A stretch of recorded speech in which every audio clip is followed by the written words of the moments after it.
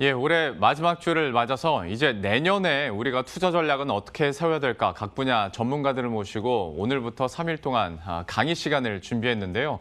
그 첫 번째 순서 오늘은 비전 크리에이터의 정주영 대표를 모시고 2021년 중국 시장은 어떻게 공략해야 할지 들어보도록 하겠습니다. 지금부터 함께 하시죠.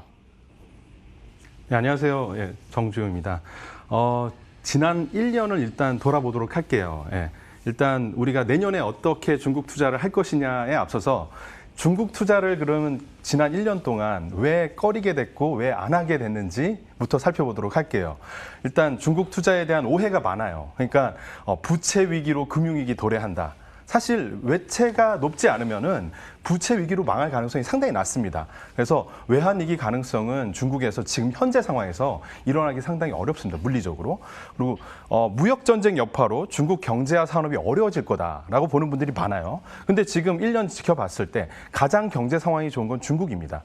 무역전쟁은 전 누누이 말씀드린 건 경제 패권 전쟁이다. 신흥 패권의 부상을 주목해야 된다. 이런 말씀을 드렸는데 사실 이런 부분이 지금 1년에 거쳐서 검증이 된 상황이고 내년에 중국의 경제 성장률은 전 세계에서 가장 빠른 속도를 낼 것으로 예상됩니다.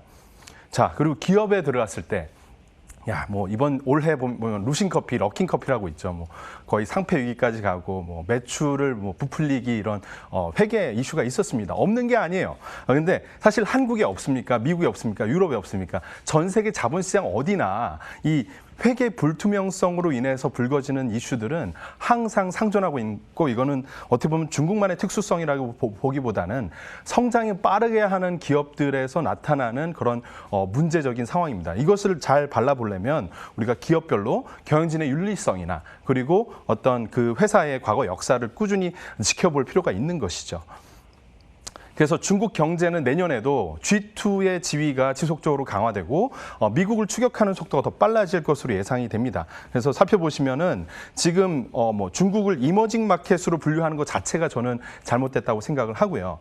중국이 미국을 추격하는 그런 상황이다. 그것을 보여주는 것이 사실 올해 그 상반기에 GDP 성장이 사실 바닥을 찍고 하반기에는 엄청나게 빠른 회복을 보여줬죠. 그래서 올해 연말에 2% 성장이 예상되고 내년 되면 이것이 훨씬 빠르게 반등을 하면서 GDP 증가분 또한 훨씬 큰 폭으로 내년에 성장할 것으로 예상됩니다. 그래서 올해 하반기보다도 내년 상반기가 훨씬 좋을 가능성이 높다라고 보시면 좋겠어요. 그래서 코로나19 바이러스를 발판으로 중국의 패권의 추격 속도가 빨라진 것을 이 그래프를 통해서 확인할 수 있습니다. 중국의 추격 속도가 빨라졌기 때문에 중국이 미국을 추월할 가능성이 높은 그 시점이 2028년도로 지금 계산을 했는데요. 자체 계산인데 사실 어젠가 그저께인가에 중국 정부에서도 이런 발표를 했습니다. 근데 사실 이게 그냥 IMF에서 예측한 추정 수치를 그대로 이렇게 선형으로 예측만 해도 이런 계산 산식을 여러분도 손으로 엑셀로 구할 수 있습니다. 그러니까 사실 IMF에서 내놓은 그 전망치를 우리가 안 믿으면 어떤 숫자를 믿겠어요. 그러니까 중국 숫자 못 믿겠다 많은 분들이 말씀하시는데 세계 경제 기구들에서 다 일제히 중국의 고속 성장을 예상하고 있고 이대로만 가면 사실 3년, 5년 안에 중국의 경제 패권이 충분히 가능해진다. 여기에 한 가지 더 붙여서 중국의 자본시장이 또 이제 성장을 한다는 거예요. 중국의 자본시장 성장하는데 가장 큰 기여를 하는 건 누구냐? 다른 주체가 아닌 바로 월가의 자금입니다. 월가의 자금이 중국에 흘러 들어가려면 과거에는 이제 제한이 많았어요. 중국의 자본시장이 개방이 안 돼 있었기 때문에 돈을 넣고 어떻게 빼? 이런 사실 의문이 많았는데 트럼프 대통령이 중국을 계속 무역전쟁으로 압박한 가장 큰 성과물이 뭐냐? 바로 중국 자본시장을 활짝 개방한 겁니다. 그래서 뭐 일각에선 월가의 중국에 대한 자본 양털깎기가 이제 준비된다 이런 얘기도 나오는데 어쨌든 중국의 자본시장이 열려서 활성화되고 파이가 커지는 것은 기정사실이고 그런 방향으로 가고 있습니다. 그래서 올해 1월에서 8월 사이에도 전년도 대비 계속 성장하고 있는 그런 외자 투자의 그런 폭이 커지고 있고요. 이 근거는 사실은 외상투자법이 완전히 바뀐 게 작년 초 입니다. 그래서 이런 것들에 기반해서 골드만삭스나 뱅가드 그룹이나 등등 월가의 대형 자본이 중국으로 흘러 들어가는 게 지금 올해 많이 가속화가 됐습니다. 자, 그럼 중국 투자 전략에 있어서 우리가 정책 어떤 트렌드를 살펴봐야 될 필요가 있어요. 과거 시진핑 정권 이전은 이후와 완전 다르죠. 그래서 이전에는 사실 국가 주도의 자본주의화였죠. 예, 그래서 중국을 누가 이제 자본주의 국가가 아니라고 생각하는 분 있습니까? 중국은 완전한 자본주의 정말 너무나도 심한 어떤 빈부차가 있는 그런 나라인데 지금 시진핑 정권 하에서 민영의 시대가 더 가속화되고 그 민영의 중심지 역할을 하는 것이 바로 데이터 플랫폼, 그리고 앞으로는 이제 또 바이오, 전기차 이런 부분들이 추가가 될 것이라는 것이죠. 그래서 이 민영의 시대를 이끌어 가도록 하는 가장 중점적인 정책 중에 하나가 시진핑 정권에서 인터넷 플러스라는 정책입니다. 이 정책의 성과가 사실은 인터넷 기업들 텐센트, 알리바바를 비롯한 다수의 기업들을 글로벌한 수준에 올려놨는데, 사실 지금 이게 영향력이 과도하다 해서 반독점법이나 이런 것들을 이제 규제를 좀 어느 정도 하겠다 이것인데, 이거 너무 걱정할 건 없습니다. 기본적으로 공정거래 어떤 룰을 만들겠다라는 것이기 때문에 장기적인 측면에서는 건전한 발전에 도움된다고 보고, 그래서 지금 이 시점에서 우리가 더 관심 가져야 될 부분은 무엇이냐. 텐센트, 알리바바도 좋지만 당분간 한 3에서 6개월 동안은 약간 우려가 많습니다. 이 반독점법 때문에. 근데 반독점의 어떤 규제의 틀에서 벗어나 있는 신흥 세력들 말이죠. 예. 최근에 한 5년 동안 핀토토가 엄청나게 성장했습니다. 여러분들이 인지하지 못한 사이 이 회사가 막 7배, 10배 성장을 했거든요. 예. 이런 것처럼 앞으로도 이런 제2의 핀토토, 그리고 새롭게 떠오르는 그런 신흥 산업, 신흥 기업들을 주목해야 할 필요가 있는 것이죠. 자, 그래서 소비의 추가 성장 가능성에 대해서 맥킨지에서도 얼마 전에 리포트에서 이렇게 중국의 젊은 소비, 중국의 소비 성장 가능성이 앞으로도 크다, 이런 이야기를 했고, 이 중에서 지금은 코로나 상황에서 이익을 누리고 있는 것이 바로 온라인 스트리밍, 비디오, 그리고 원격 의료, 그리고 주목해야 할 부분이 이제 신선 제품의 배송입니다. 한국에서도 마켓컬리, 쿠팡 프레시 해가지고 다양한 어떤 신선 제품 플랫폼들이 올 한 해 엄청난 성장을 했죠. 마찬가지입니다. 중국에서도 신선 제품에 대한 어떤 수요가 온라인으로, 전자상거래로 이어지고 있고요. 이런 것들을 이제 살펴봤을 때 일반적인 그냥 생필품은 사실 작년이나 올해나 비슷한 추이로 가고 있지만, 지금 음식료, 신선 제품에 있어서는 빠른 성장세가 지금 보여지고 있다라는 것이죠. 주목해야 될 분야라고 봅니다. 자, 그래서 이 빈도도 증가하고 있는데 참 흥미로운 것은 전 세계에서 가장 신선 제품 전자상거래 빈도가 높은 게 중국인데 2등이 바로 한국입니다. 네, 한국이에요. 그래서 한국과 중국의 어떤 온라인 그 소비자들의 행동 패턴이 상당히 유사하다, 이렇게 보시면 되겠고, 한국에서 지금 우리가 겪고 있는 이런 변화의 양상이 중국에선 더 빠르고 더 크고 더 혁신적으로 벌어지고 있구나, 이렇게 바라보시면 되겠습니다. 자, 그래서 신선 제품 전자상거래 시장이 당연히 그러면 미래 성장 좋겠죠. 그래서 그 신선 제품의 유통 시장 전체 파이를 나타내 주는 건데, 2019년도 대비 지금 2022년도가 되면은 거의 3배 정도 성장하는 것을 그래프로 살펴보실 수 있겠습니다. 이 분야에 다양한 플레이어들이 있어요. 사실 최근에 반독점법 이슈로 문제가 되고 있는 알리바바도 이 분야에서 허마셴셩이라는 그 브랜드를 통해서 허마셴셩 이 구역을 만들어서 이 허마셴셩이 있는 곳은 집값이 올라가고 이렇게 30분 배송이 가능하니까, 신선 제품이. 근데 사실 알리바바를 지금 투자하기에는 상당히 겁나죠. 그래서 대안적으로 생각할 수 있는 것이 좀 작은 게 아름답다고 하잖아요. 네, 중소형주. 중국에서는 사실은 시가총액이 한 9조 원이 되더라도 중소형주에 들어가는데, 따다 넥서스를 오늘 말씀드릴게요. 상장 시점부터 저는 지속적으로 칼럼이나 제 유튜브를 통해서 커버를 해왔던 기업인데, 이 회사가 사실은 크게 보면 텐센트 계열이긴 하지만 징동의 계열사고, 주요 주주 중에 하나가 월마트가 있습니다. 월마트. 그래서 오프라인의 월마트, 온라인엔 징동상척이 있지 않습니까? 그래서 중국의 어떤 유통, 그 물류 측면에서 30분 1시간 배송을 가능케 해주는 그런 플랫폼이라고 보시면 될 것 같고, 주로 배달하는 것들이 그 신선 제품 쪽이 많이 있습니다. 그래서 한번 주목해서 보시면은 지금 현재 좀 고점 대비, 올해 저점 대비는 한 2배 이상 성장을 했지만 사실 고점이 60불 가까이 갔었거든요. 그래서 거기선 또 많이 빠졌기 때문에 좀 어느 정도 가격대도 메리트가 있는 그런 상황이라고 보실 수 있을 것 같고요. 그래서 시대가 있어요. 그러니까 한 3일 정도 배송을 해주던 시대가 있고 하루 만에 이제 로켓 배송을 해주는 시대가 있었는데 지금 중국은 30분 1시간 배송해주는 시대입니다. 예, 그래서 이 시대를 만들고 가능케 해준 그 주역 중에 하나가 바로 따다 넥서스. 물론 알리바바도 있지만 텐센트 계열, 징동 계열에서는 따다 넥서스가 그 배송을 담당하고 있기 때문에 주목해 볼 필요가 있다고 말씀드리는 거고요. 자, 다음 어떤 섹터로 말씀드리면은 종안보험입니다. 종안보험. 종안보험은 세계 최대 인슈어테크 기술 기업이자 그리고 순수한 모바일 온라인 기반의 비대면 특화되어 있는 이런 보험사입니다. 그래서 이 회사의 설립부터가 상당히 재밌었어요. 알리바바의 마윈, 그리고 텐센트의 마화텅, 그리고 핑안그룹의 마밍저 회장, 이렇게 3마라고 하죠. 세 분의 마씨 분들이 공동 창업자가 돼가지고 이 회사를 설립했어요. 시작부터가 아주 럭셔리하게 시작한 금수저라고 보시면 될 것 같고, 결과적으로 지금 종안보험은 중국의 보험 산업을 비대면으로 현격히 변화시키고 있고, 그래서 실제 매출이나 이런 것들이 빠르게 증가하고 있습니다. 그러면 이게 왜 최근에 이렇게 주가가 많이 빠졌냐 말씀드리면은 소프트뱅크가 이제 수익 실현에 나섰어요.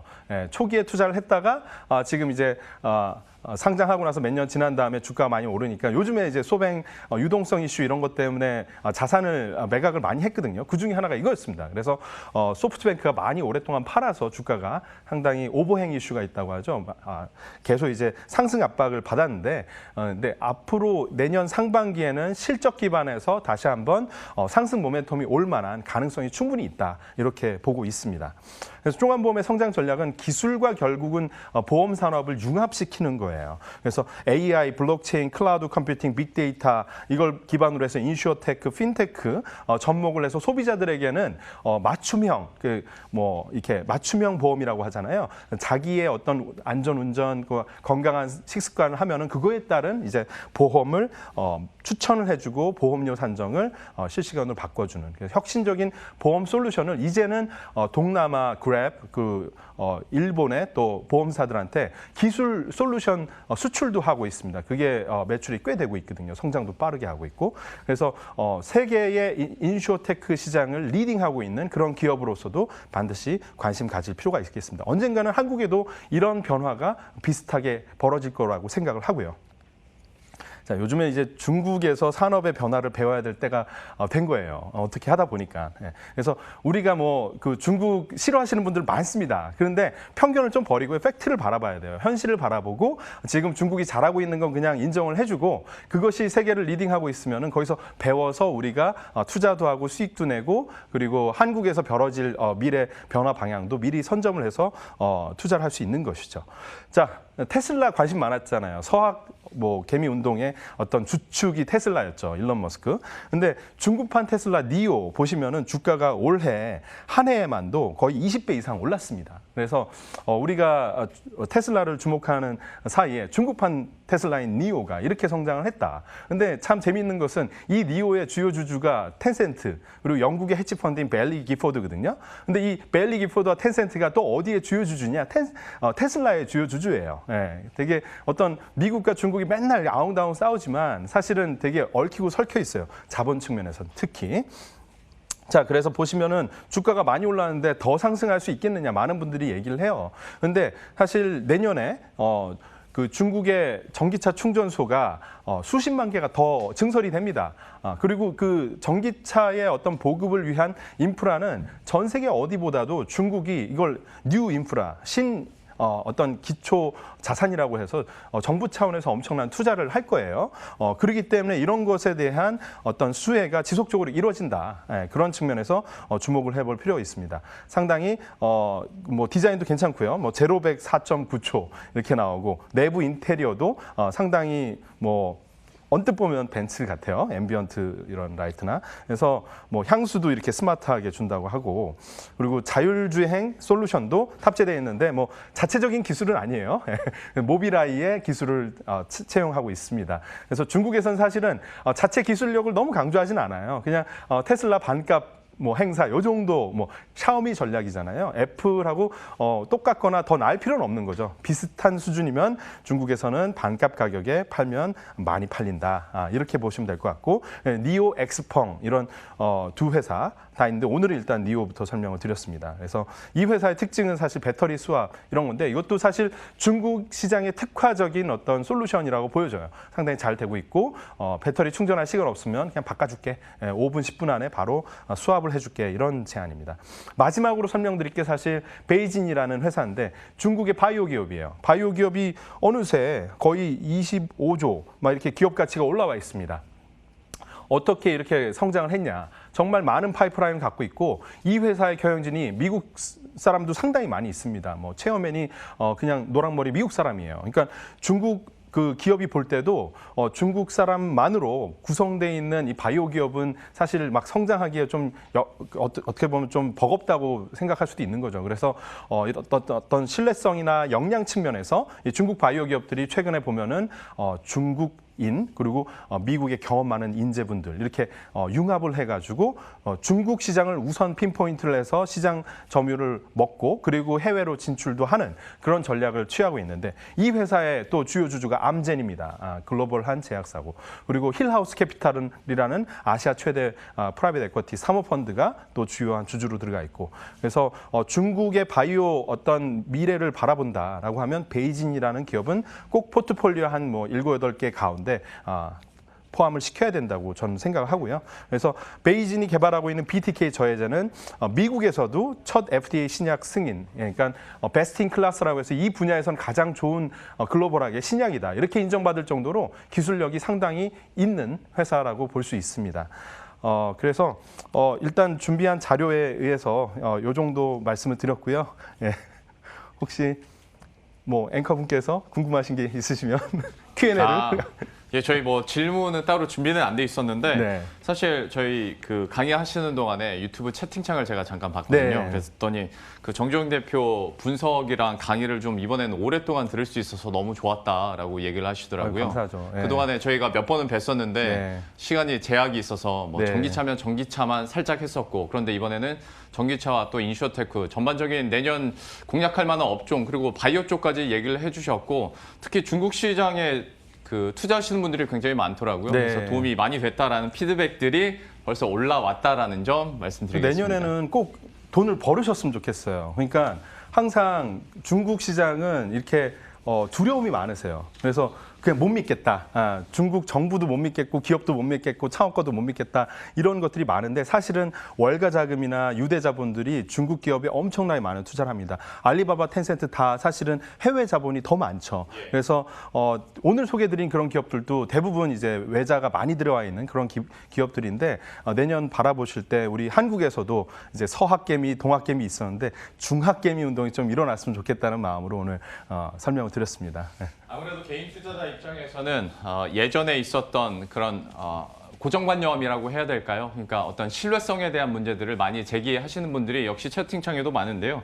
정 대표께서도 강의의 제일 앞과 제일 마지막을 그 부분을 다시 한번 강조를 해주셨어요. 그러니까 신뢰성 문제에 있어서 분식회계 하는 기업이 중국에만 있는 건 아니고 네. 그리고 세계적인 금융기관에서 나타나고 있는 수치들을 기반으로 또 앞으로의 전망을 해주셨기 때문에 이 부분 채팅창에서도 지금 감는 일박이 있긴 합니다만은 중국 시장에 대해서 좀 객관화를 가지고 그리고 자본주의적인 시각을 가지고 좀 투자하신다면 그래도 내년에는 긍정적인 결과를 얻을 수 있지 않을까라는 얘기까지 들어봤습니다. 오늘 중국 시장에 대한 공략법 함께 들어봤고요. 비전 크리에이터의 정주영 대표와 함께했습니다. 오늘 말씀 고맙습니다. 감사합니다. 예, 오늘 저희가 특별 강의를 준비했더니 많은 분들이 좀 관심 가지고 또 피드백을 해주고 계신데요. 저희가 내일 또 다른 분야에서 다른 분야 전문가와 함께 하는 강의 시간 준비했으니까요. 내일 이 시간도 기대 많이 해주시고요. 저희들은 오늘은 여기서 이만 인사드리도록 하겠습니다. 시청해주신 여러분 고맙습니다.